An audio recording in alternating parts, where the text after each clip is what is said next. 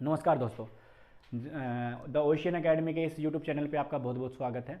मैं आदित्य भारद्वाज आपको फिजिक्स पढ़ाऊँगा और इससे पहले एक मैथ की वीडियो डल जाएगी जो कि प्लस टू का ही मैथ है। मैं आपको प्लस टू क्लास के लिए फिजिक्स कराऊंगा, प्लस वन के लिए भी कराऊंगा, लेकिन अभी मैं शुरुआत कर रहा हूँ प्लस टू की पहली यूनिट इलेक्ट्रोस्टैटिक। तो इलेक्ट्रोस्टैटिक के बारे में आगे आगे हम बढ़ेंगे।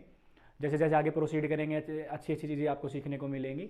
और जहाँ इलेक्ट्रोस्टैटिक एनडीए में थोड़ी वेटेज कम होती है, प्लस टू की कुछ क्वेश्चन फंस जाते हैं, लेकिन एयरफोर्स में ये आते हैं। तो हम इस प्लस टू के लेवल को थोड़ा सा अप करके चलेंगे ताकि आने वाले एयरफोर्स के एग्जाम के लिए आपकी क्या बन जाए, बेस बन जाए, थोड़ी एटलीस्ट क्लियर हो जाए। उसके बाद आपको प्रैक्टिस करनी पड़ेगी।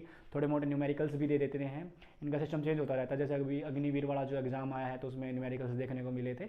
तो उस हिसाब से मतलब हम अपने आप को प्रिपेयर करके चलेंगे कि हमारा बेस क्लियर हो जाए और फर्दर हमें अगर तैयारी करनी पड़े एयरफोर्स के लिए तो हमें कोई प्रॉब्लम ना आए। तो शुरुआत करते हैं हम द ओशियन एकेडमी के इस चैनल से। इलेक्ट्रोस्टैटिक पहले हमारी यूनिट रहेगी। इलेक्ट्रोस्टैटिक होता क्या है, किस चिड़िया का नाम है, पहले हम इस पर ही बात कर लेते हैं। तो देखो, इलेक्ट्रोस्टैटिक जैसा कि नाम से ही पता चल रहा है, इस इलेक्ट्रोस्टैटिक वर्ड को हम तोड़ मरोड़ के पढ़ेंगे। इसका उसकी पूरी जो खाल पे बाल होते हैं ना वो तक उतार देंगे हम। इसका ये होता क्या है रियल में, इस इलेक्ट्रोस्टैटिक का मतलब क्या होता है। बहुत से टीचर पढ़ाते हैं, मैं देखो किसी टीचर की बुराई नहीं कर रहा, बाकी मेरा तरीका यही रहेगा कि जो भी मैं वर्ड यहाँ पे लिखूंगा मैं उसको पहले एक्सप्लेन करूंगा। जैसे इस वर्ड को मैं एक्सप्लेन करने वाला हूँ, अभी देखना ध्यान से। इलेक्ट्रो का मतलब समझना है कि इलेक्ट्रो का मतलब क्या होता है। मैंने दो पार्ट में तोड़ दिया इलेक्ट्रोस्टैटिक्स को, एक इलेक्ट्रो में और एक स्टैटिक्स में। देखो दो चीजें होती है बच्चा, एक तो होती है काइनेटिक, काइनामेटिक्स एक यूनिट भी आती है, बताऊंगा प्लस वन की है वो, लेकिन एक वर्ड समझते हैं। एक होता है काइनेटिक और एक होता है स्टैटिक। काइनेटिक जहां भी आपको फिजिक्स या साइंस में देखने को मिल जाए तो उस काइनेटिक का मतलब होता है मोशन। क्या मतलब होता है, मोशन। लेकिन अगर हम स्टैटिक की बात करेंगे तो स्टैटिक का मतलब होता है स्थिर, रुका हुआ। क्या होता है इसका मतलब, स्थिर, रुका हुआ। और इंग्लिश में अगर हम इसके सिनोनिम की बात करेंगे तो हम कह देंगे कि रेस्ट। दैट मीन्स ये जो स्टैटिक वर्ड है हमें क्या बताता है कि कोई भी चीज़ है जो हम बात करेंगे, अभी इसकी इलेक्ट्रो की बात करेंगे, वो किस में है, रेस्ट में है। अब इलेक्ट्रो किस चिड़िया का नाम है, इलेक्ट्रो के बारे में बताता हूँ। इलेक्ट्रो का बेसिक सा मतलब ये है कि इलेक्ट्रिक चार्ज। क्या मतलब है, इलेक्ट्रिक चार्ज। तो जो इलेक्ट्रोस्टैटिक है वो फिजिक्स की वो ब्रांच है जिसमें हम चार्ज की स्टडी करते हैं एट द रेस्ट पोजिशन। समझ में आया मैं क्या बोल रहा हूँ, एक बार फिर से सुनना कि इलेक्ट्रोस्टैटिक फिजिक्स की वो ब्रांच है जिसमें हम ये स्टडी करते हैं कि इलेक्ट्रिक चार्ज रेस्ट पोजीशन पे है। किस पोजीशन पे है, रेस्ट पोजीशन पे। इसके बाद आगे की यूनिट आएगी इलेक्ट्रिक करंट के बारे में हम पढ़ेंगे। इलेक्ट्रिक करंट में जो चार्ज है वो मोशन में आ जाएगा। किस में आ जाएगा, मोशन में। और जैसे ही चार्ज मोशन में आ जाएगा तो इसका इफेक्ट बदल जाएगा। तो अब मैं मानता हूं कि आप समझ गए होंगे कि इलेक्ट्रोस्टैटिक का मतलब क्या है। तो it is the branch of physics which deals with the study of electric charge at the rest position. चलो मैं यहाँ पे लिख देता हूँ की नोट्स बना के, और यकीन मानिए की नोट्स आपके काम आएंगे जब भी आप अगर अपने तैयारी करने का एक प्रॉपर वे होता है। अगर आप प्लस टू क्लास में भी हैं और प्लस टू की ही तैयारी कर रहे हैं तो आपका ये जो की नोट्स मैं लिखवाता चलूँगा ये बहुत काम आएंगे। आप अपनी नोटबुक उठाना, नोटबुक में लिखना, और फिर जब एग्जाम पास आए, रिविजन तब करो, तब आप इस की नोट्स को अगर पढ़ के जाते हो तो आपका अच्छा रहेगा। तो पहला की नोट्स लिखता हूँ मैं। It is the branch of physics which deals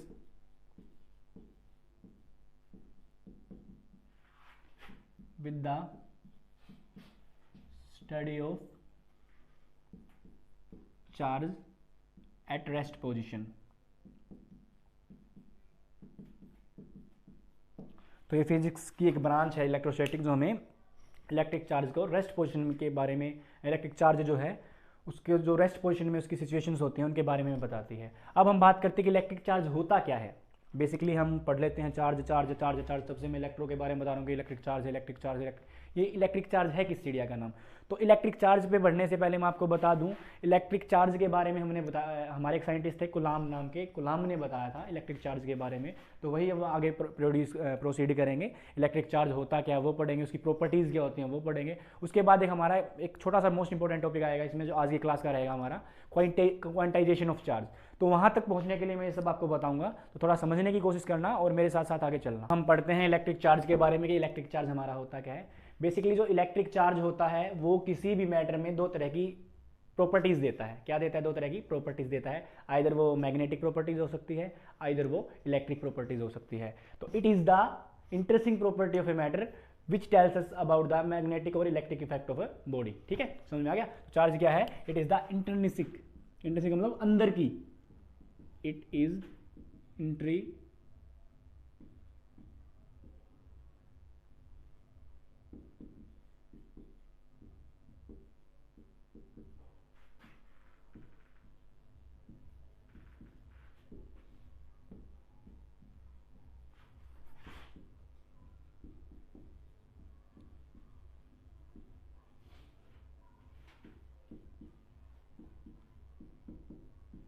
electric and magnetic effects. तो ये किसी भी बॉडी की, किसी भी मैटर की क्या होती है, एक प्रॉपर्टी होती है जो क्या प्रोड्यूस करती है, इलेक्ट्रिक और मैग्नेटिक इफेक्ट। अभी हम इलेक्ट्रिक की ही बात कर रहे हैं, आगे आगे बढ़ेंगे तब मैग्नेटोस्टैटिक में जाके मैग्नेटिक के बारे में, मैग्नेटिक मोशन के बारे में पढ़ेंगे, तब जाके हम इस चीज़ की बात करेंगे मैग्नेटिक इफेक्ट्स की। तो अभी के लिए हम सिर्फ किसकी बात कर रहे हैं, इलेक्ट्रिक। हाँ, चार्ज दोनों की प्रॉपर्टीज को कितना है, चार्ज जब हम मैग्नेटिक में बात करेंगे तब भी चार्ज आएगा, और इलेक्ट्रिक में बात कर रहे हैं तो इलेक्ट्रोस्टैटिक में भी चार्ज आ रहा है। तो अब इस चार्ज के बारे में हम थोड़ा सा और आगे बढ़ते हैं, इस चार्ज की प्रॉपर्टीज क्या हैं, चार्ज क्या है, चार्ज कितने प्रकार का होता है, चार्ज के बारे में किसने बताया था, तो ये सारी चीज़ें हम पढ़ते हैं। तो properties of charge,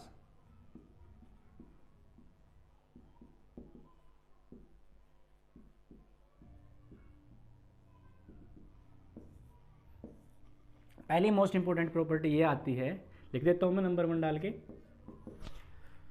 the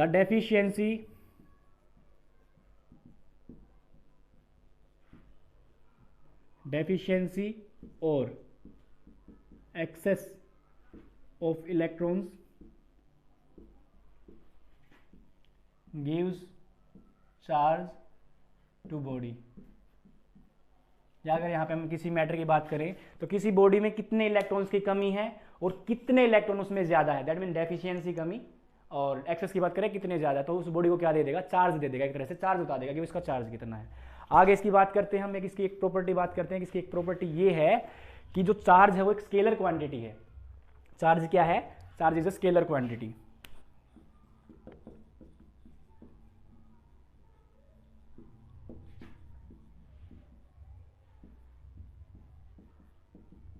charge क्या है, एक स्केलर क्वांटिटी है। अब आप ये कहोगे सर ये स्केलर किस चिड़िया का नाम है, स्केलर के बारे में बताता हूं आपको। दो तरह की क्वांटिटी होती है मेनली, एक होती है स्केलर क्वांटिटी, एक होती है वेक्टर क्वांटिटी। स्केलर क्वांटिटी वो होती है जिसके पास कोई डायरेक्शन नहीं होती, और वेक्टर क्वांटिटी वो होती है जिसके पास क्या होती है, एक डायरेक्शन होती है, एक प्रॉपर डायरेक्शन होती है।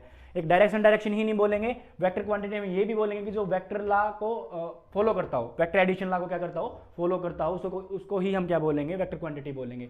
बहुत सी चीज़ें ऐसी आएंगी तो आपके सामने, आप तो ये कहोगे सर डायरेक्शन तो है लेकिन वो वेक्टर क्वांटिटी नहीं है। अगर हम करंट की बात करें, करंट एक ऐसा एग्जाम्पल है, तो वहाँ पे वेक्टर लॉ देखा जाएगा, जो एडिशन का वेक्टर लॉ होता है, हम +1 में पढ़ते हैं, तो वो देखा जाएगा। तो चार्ज क्या है, एक स्केलर क्वांटिटी है, चार्ज की कोई डायरेक्शन नहीं होती, चार्ज एक स्केलर क्वांटिटी है। उसके बाद एक अगली प्रॉपर्टी ये आती है कि चार्ज जो है वो ड्राइव्ड क्वांटिटी है। चार्ज क्या है, एक ड्राइव्ड क्वांटिटी है, लिख देता हूं मैं यहाँ पे,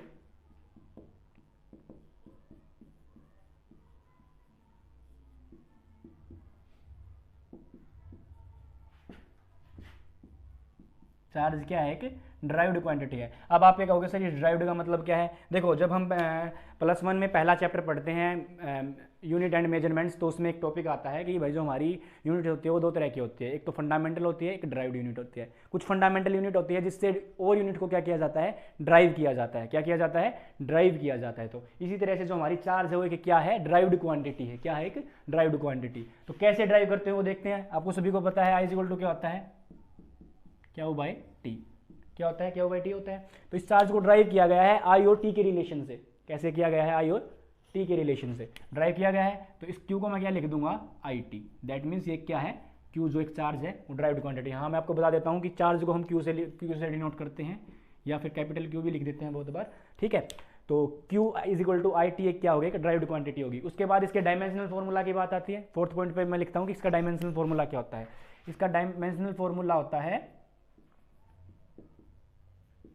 AT।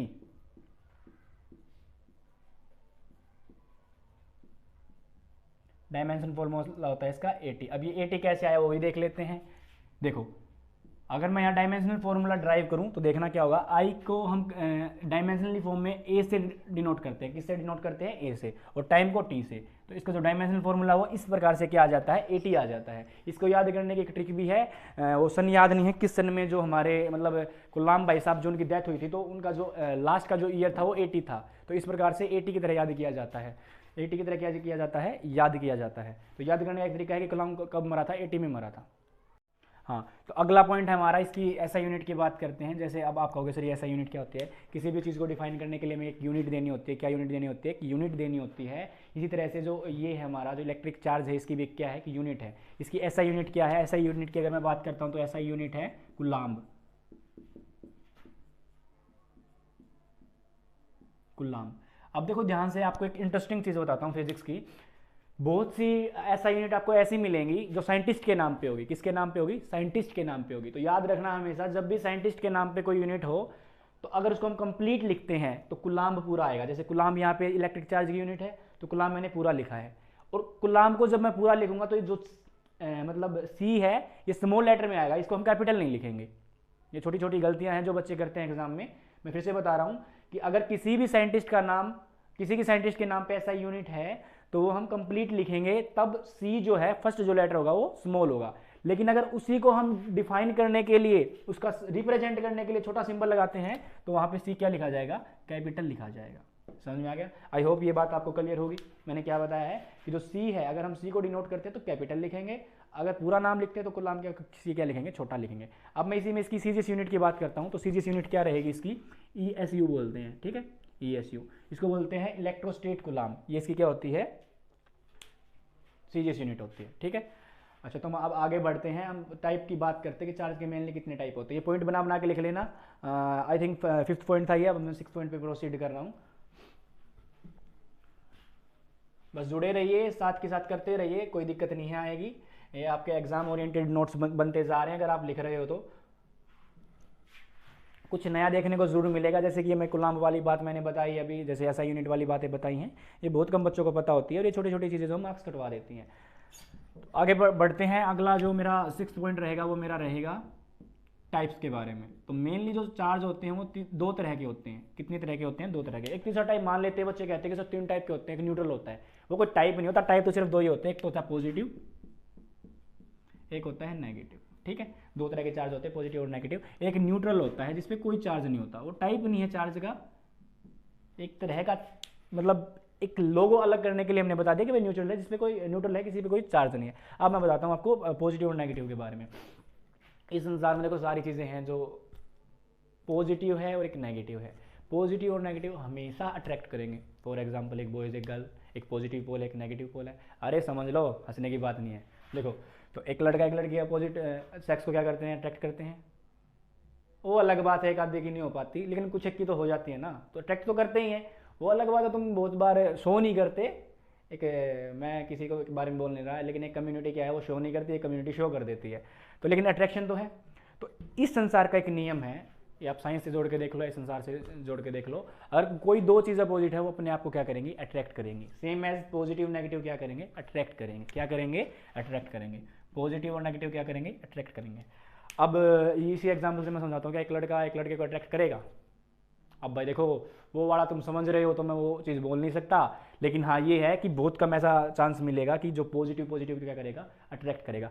सेम एज ऐसा ही होता है। तुम अब ये कहोगे कि सर एक आज नई चीज़ सीखने को मिलेगी। आप ये कहोगे कि सर पॉजिटिव पॉजिटिव भी अट्रैक्ट कर लेते हैं, लड़के लड़के अट्रैक्ट हो जाते हैं, लड़की लड़की भी अट्रैक्ट हो जाती है। हाँ ऐसा होता है, बताऊंगा, इसमें भी ऐसा होता है, लेकिन मेनली पॉजिटिव और नेगेटिव क्या करते हैं, अपने आप को अट्रैक्ट करते हैं। और सिमिलरली नेगेटिव या पॉजिटिव वो भी अट्रैक्ट करेंगे, लेकिन नेगेटिव नेगेटिव क्या करेंगे, लड़कियां लड़कियों से दूर भागेंगी, लड़के लड़कों से दूर भागेंगे थोड़ा सा, ठीक है। तो ये रिपेल करेंगे एक दूसरे को, क्या करेंगे, रिपेल करेंगे। अब एक छोटा सा एक आपको मस्त सी बात बताता हूँ मैं। अब तुम्हारे वाले टॉपिक पे आ जाओ तो तुम्हारे मन में चल रहा है कि सर लड़की लड़की भी एक दूसरे को अट्रैक्ट करती हैं, लड़के लड़के भी एक दूसरे को अट्रैक्ट करते हैं। तो अभी समझाता हूँ कैसे। जब भी कोई एक बड़ा चार्ज होगा, जैसे मैं सपोज करूँ ये जो चार्ज है मेरा, ये कोई चार्ज है पॉजिटिव, ये बड़ा है, और एक यहाँ पे छोटा चार्ज है, तो ये भी इसको अट्रैक्ट करेगा। ये भी क्या करेगा, इसको अट्रैक्ट करेगा। क्यों? क्योंकि इस चार्ज का जो इफेक्ट है वो इस चार्ज से क्या है, ज्यादा है। तो कभी तुम्हें कोई ये कहे ना कि पॉजिटिव पॉजिटिव कभी भी अट्रैक्ट नहीं करेंगे, तो ये बात गलत है। करेंगे। कब करेंगे? जब एक चार्ज जो है उसकी मात्रा या उसका अमाउंट जो है, उसका जो इफेक्ट जो हो क्या है, ज्यादा है, तो वो इस वाले को अट्रैक्ट करेगा। सेम एज अगर मैं नेगेटिव लेता हूँ, एक बहुत बड़ा चार्ज है मेरे पास नेगेटिव, क्या है मेरे पास, एक बहुत बड़ा नेगेटिव चार्ज है, ये इसका इफेक्ट बार बार को बहुत दूर दूर तक इसका इफेक्ट है, और एक यहाँ पे छोटा सा बिल्कुल इतू सा क्या पड़ा है, एक छोटा सा नेगेटिव चार्ज पड़ा है, तो ये भी इसको क्या करेगा, अट्रैक्ट करेगा। तो ये एक नई चीज़ थी शायद आपके लिए, बहुत से बच्चे सिर्फ यही पढ़ के आते हैं कि पॉजिटिव नेगेटिव क्या करते हैं, अट्रैक्ट करते हैं, और पॉजिटिव पॉजिटिव नेगेटिव नेगेटिव क्या करते हैं, रिपेल करते हैं। लेकिन कर सकता है एक यही केस है कि अगर एक चार्ज बड़ा है लेकिन पोलैरिटी सेम है, नेगेटिव है, छोटा है नेगेटिव, तो अट्रैक्ट करेगा, ठीक है, तो इसकी तरफ क्या हो जाएगा, अट्रैक्ट हो जाएगा, इसके इफेक्ट में आ जाएगी। समझ में आ गया? आई होप ये बात आपको क्लियर होगी। आगे बढ़ते हैं, मैं इसको थोड़ा सा रफ कर लेता हूँ। ये चीज़ें काफ़ी इंटरेस्टिंग होने वाली है मुझे लग रहा है, क्योंकि ये चीज़ें कुछ ना कुछ चीज़ें आपको कुछ यहाँ पे कुछ नया देखने को मिल रहा है। अभी बाकी का जो मैंने पढ़ाया है सब वो बच्चों को आता हो, लेकिन ये वाली चीज़ थोड़ी सी क्या है, नहीं है। तो अगली प्रॉपर्टी की तरफ बढ़ते हैं। अगली प्रॉपर्टी है, 7th पे आ गया था शायद में, 7th पे आ गया था। 7th प्रॉपर्टी क्या थी? 7th प्रॉपर्टी ये कहती है कि चार्ज जो है वो ऑलवेज एसोसिएटेड होगा with mass, but mass can be और can not be associated with charge. समझो इस चीज को, क्या कह रहा हूं मैं, charge is always associated with मास,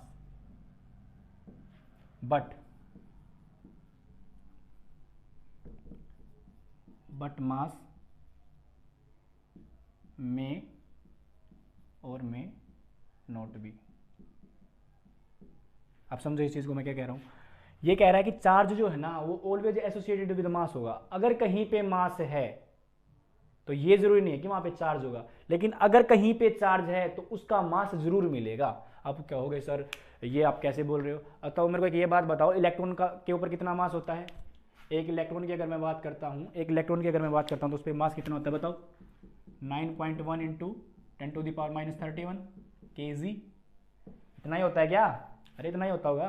तो ये क्वांटाइजेशन चार्ज ऑफ हमें क्या बताता है कि total charge on the body, total charge on the body is always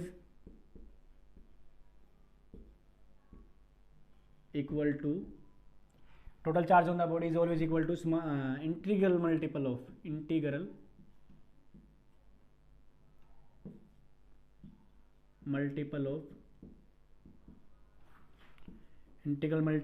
smallest unit of charge, smallest unit of charge, that is 1 electron on charge, that is -1.6 10⁻⁻19 coulomb. ठीक है, तो ये मतलब होता है total charge on the body is always equal to integral multiple of smallest unit of charge, that is, ये मतलब 1 electron पे चार्ज कितना होता है? -1.6 10⁻⁻19 कूलम्ब। अब बात करते हैं मैथमेटिकली क्या बोल रहा है। मैथमेटिकली ये बोल रहे हैं प्लस माइनस एनी कि जो इलेक्ट्रॉन का चार्ज है वो, जैसे हम एंटी पार्टिकल की बात करेंगे तो वहाँ पे पॉजिटिव ले लेंगे, और एन यहाँ पे इंटीग्रल है तो पॉजिटिव भी हो सकता है और नेगेटिव भी हो सकता है। ठीक है, तो ये जो स्टेटमेंट है ये क्वांटाइजेशन ऑफ चार्ज की है जो मैंने ऊपर लिखी है, ये एक छोटी सी इक्वेशन में क्लियर हो जाता है हमारा। छोटी सी इक्वेशन में क्या हो जाता है? क्लियर हो जाता है कि क्यू जो है वो किसके इक्वल होगा? प्लस माइनस एन ई के इक्वल होगा, where n is integer. N क्या है? इंटीजर है। एन क्या है? एक एन इंटीजर है। तो एक बात ध्यान रखना, यहाँ से क्वेश्चन बनता है, अच्छा सा क्वेश्चन बनता है, वो क्वेश्चन बता देता हूँ मैं। क्या कभी भी चार्ज फ्रैक्शन में हो सकता है? ध्यान से सुनना मेरी बात। क्या कोई चार्ज कभी फ्रैक्शन में हो सकता है? नहीं, चार्ज कभी भी फ्रैक्शन में नहीं मिलेगा। अभी इसने बताया है कि n इज इक्वल टू क्या है? ई है, और n क्या है? इंटीजर। तो क्या मैं अगर ये लिखता हूँ q is equal to 2/3 coulomb, q is equal to 5/3 coulomb, तो क्या ये प्रैक्टिकली पॉसिबल है? क्या ये चीज़ पॉसिबल है? क्या तुमने चार्ज का अमाउंट ऐसे कभी देखा है? नहीं, चार्ज हमेशा इंटीजर होगा। चार्ज क्या होगा? इंटीजर। इंटीजर में क्या बोल रहा हूँ, जैसे 1 2 3 सो ऑन, ये यानी कंप्लीट नंबर में मिलेगा, इंटीजर मिलेगा। इंटीजर तो पढ़ा होगा मैथ में, तो इंटीजर्स होते हैं। ठीक है, नेगेटिव हो सकता है, वो एक अलग मैटर है, इंटीजर नेगेटिव भी होते हैं, लेकिन फ्रैक्शन की फॉर्म में नहीं मिलेगा। क्वेश्चन क्लियर है? तो क्वेश्चन क्या दे देगा तुम्हें? क्वेश्चन दे देगा और इसमें पूछेगा कि क्या ये चार्ज रियल में एग्जिस्ट करेगा, तो अगर वो फ्रैक्शन में आता तो एग्जिस्ट नहीं करेगा, और अगर वो इंटीजर में आ जाता तो एग्जिस्ट करेगा। अब एक यहाँ से क्वेश्चन आता है एग्जाम में, CBSE ने भी बहुत बार पूछा है। क्वेश्चन क्या है कि एक कूलम्ब चार्ज में कितने नंबर ऑफ इलेक्ट्रॉन्स होते हैं? एक कूलम्ब चार्ज में कितने नंबर ऑफ इलेक्ट्रॉन्स होते हैं? तो देखो ध्यान से, इसने क्या कहा है, एक कूलम्ब चार्ज में, एक कूलम्ब चार्ज में कितने नंबर ऑफ इलेक्ट्रॉन्स होते हैं? नंबर ऑफ इलेक्ट्रॉन्स होते हैं। ठीक है, तो ये क्वेश्चन पूछा गया है। ये क्वेश्चन क्या किया गया है, पूछा गया है, बहुत बार पूछा गया है, तरह तरह के स्टेट बोर्ड एग्जाम्स में भी पूछा गया है, सीबीएसई में भी पूछा गया है। तो कैसे निकालेंगे, देखो मेरे पास चार्ज की वैल्यू है, 1 कूलम्ब इसने दे दिया, ठीक है। मेरे पास 1 इलेक्ट्रॉन पे कितना चार्ज है वो भी है। इसने पूछा क्या है, नंबर ऑफ इलेक्ट्रॉन्स, तो यहाँ से नंबर ऑफ इलेक्ट्रॉन निकाल सकता हूँ। तो मैं क्या करता हूँ, इसको ऐसे लिख सकता हूँ Q/E, Q/E लिख सकता हूँ। मैंने लिख दिया Q/E। तो ये नंबर ऑफ इलेक्ट्रॉन्स निकालने हैं, तो मैं यहाँ इसको आपको कंप्लीट करके दिखा देता हूँ, क्योंकि ये थोड़ा एग्जाम ओरिएंटेड क्वेश्चन है, ये बार बार रिपीट होता रहता है। तो देखो ध्यान से,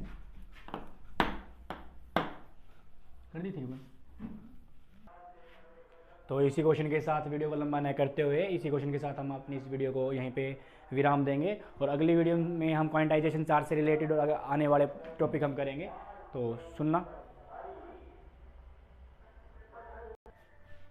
तो चलो करते हैं शुरू हम कि एक कूलम्ब चार्ज में कितने इलेक्ट्रॉन्स होंगे। तो अभी क्वांटाइजेशन का फॉर्मूला हम पढ़ के आए हैं, is equal to that is Ne। तो यहाँ से हमें n निकालना, number of electrons, n is number of electrons, और Q की वैल्यू में क्या दे रखी है, 1 कूलम्ब, ठीक है, 1 कूलम्ब दे रखी है। इलेक्ट्रॉन्स पे चार्ज कितना होता है आप बताओ, -1.6 × 10⁻⁻19 कूलम्ब, इतना ही होता है ना।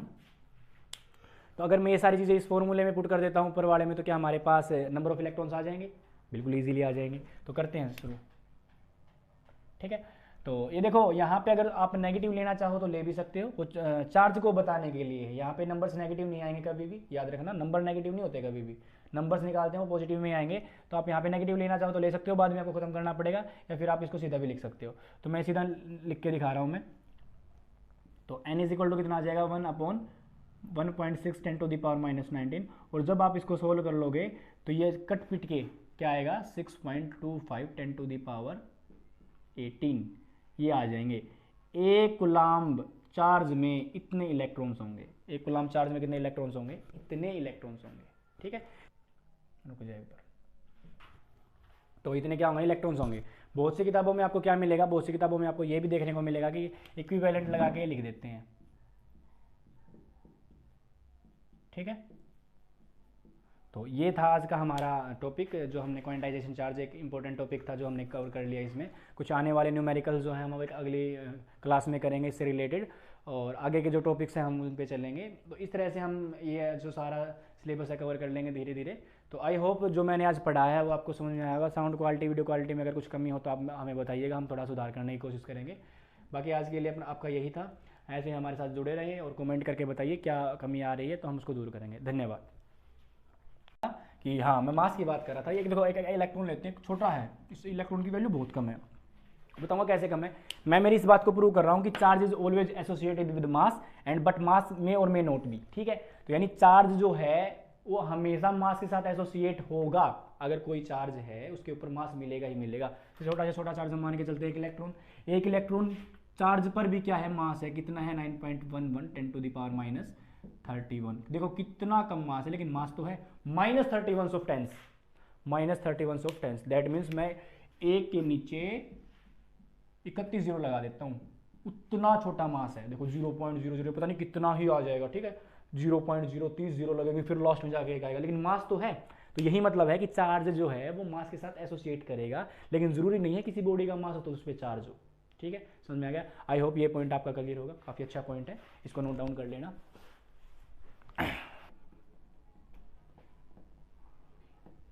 हाँ, तो देखते हैं, चलो हम करते हैं स्टार्ट। अभी हमारा 8वां पॉइंट है। 8वां पॉइंट हमें क्या कहता है कि charge is invariable.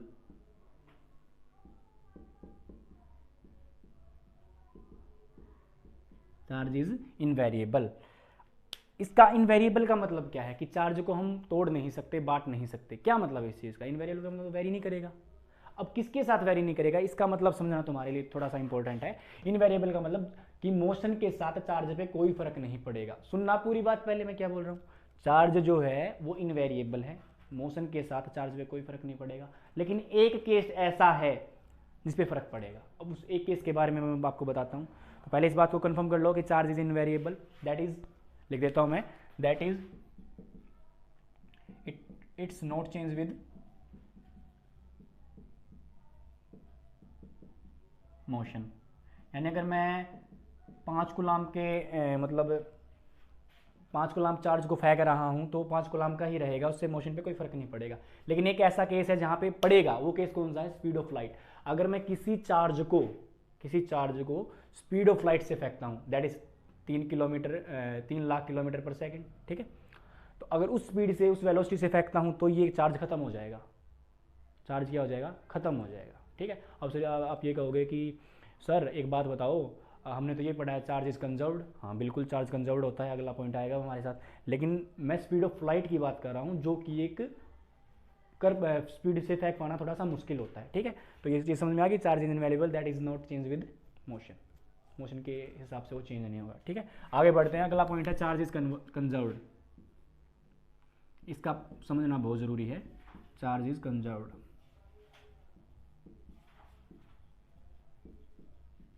Like energy, ठीक है, लिख देना चाहिए, like energy charge is conserved. अब देखते हैं इस कंजर्व्ड का मतलब क्या आता है। चार्ज इज कंजर्व्ड का मतलब ये है कि चार्ज को ना तो हम बना सकते हैं ना हम खत्म कर सकते हैं। खत्म वाली बात बता दी है मैंने, अब यहाँ पे कोई आर्ग्यू मत करना। चार्ज खत्म हो सकता है कब? जब स्पीड ऑफ लाइट से फेंकेंगे, वो कर पाना प्रैक्टिकली थोड़ा सा मुश्किल होता है, ठीक है। तो चार्ज इज कंजर्व्ड का मतलब ये है कि एक आइसोलेटेड सिस्टम है, उस पर जो टोटल चार्ज है ऑलवेज कंजर्व्ड रहेगा, उस पर ऑलवेज चार्ज क्या रहेगा? कंजर्व्ड रहेगा, ठीक है। तो आई होप जो इसकी प्रॉपर्टीज़ हैं वो आपके लिए क्लियर होगी। ठीक है, आगे अगले टॉपिक पे बढ़ते हैं, जो कि मोस्ट इंपॉर्टेंट आज का हमारा टॉपिक रहने वाला है, जहाँ से न्यूमेरिकल भी बनते हैं और हमारा और भी जो चीज़ें होती हैं क्वेश्चन। तो देखो अगला जो हमारा टॉपिक है वो क्वांटाइजेशन ऑफ चार्ज।